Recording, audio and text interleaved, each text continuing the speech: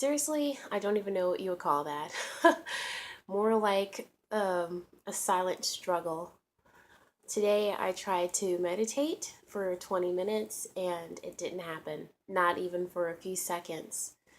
This morning I woke up at 3, as I tend to, and I didn't start meditating till like 4:40 because I checked my messages, I went on Facebook, and I think that's where I went wrong because when I checked my messages, I saw that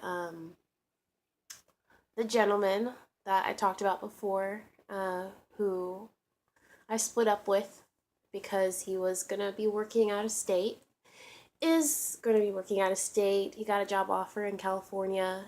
He leaves on the 5th. And right now he is not in Georgia anymore. He's in Tennessee with his parents until he leaves for work. And then I watched a Facebook video about manspreading. It was on BuzzFeed, where men taking up a lot of space in public spaces.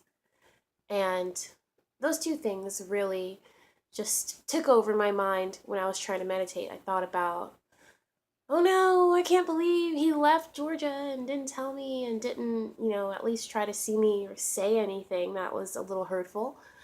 And then I thought about the spreading and just how our culture conditions both genders.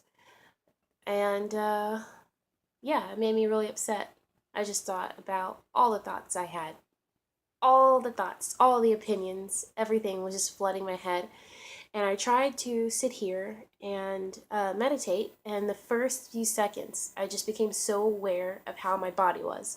My hair itches, and my neck hurts, and I think I have a little twitch in my eye, and just, oh God, everything that's happening with my body became highlighted. It's like the thoughts I had before were covering up the feelings I had about my body and what was happening with it. And then the second I took away the surface things, it's like, oh, my body is, needing attention right now. And I tried to ignore my body and try to push all thoughts out of my head. And all I could think about were those two things. And at one point, I got a lot of new ideas and thoughts about 2017, since it is the first day of 2017. And I started planning in my head, and I said, stop planning. And my thoughts were like, you need to think about this now. If you don't think about it now, you'll forget, and it won't be as strong. You need to build on these thoughts right now. And I don't need to do that, because the second the timer went off, first I was like, thank God this timer is going off, because I don't want to meditate right now.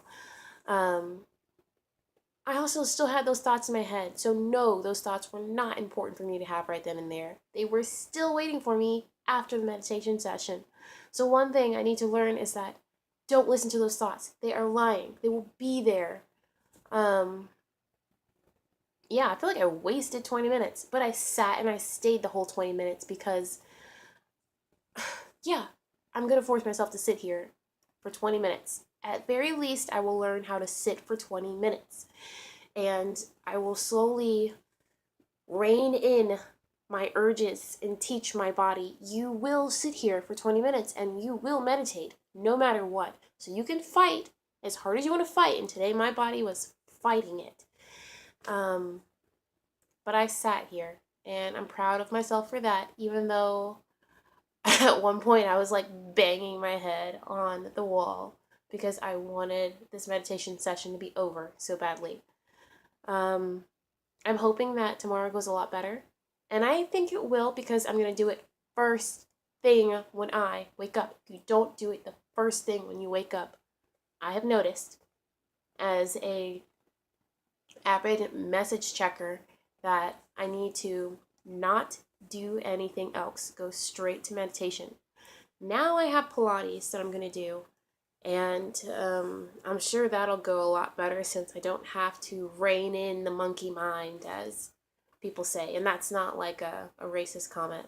I always think that. I'm like, oh, be careful not to say anything that's going to be offensive. It means like the mind that's jumping all over the place and acting wild. Well, here's to better meditation days. Goodbye.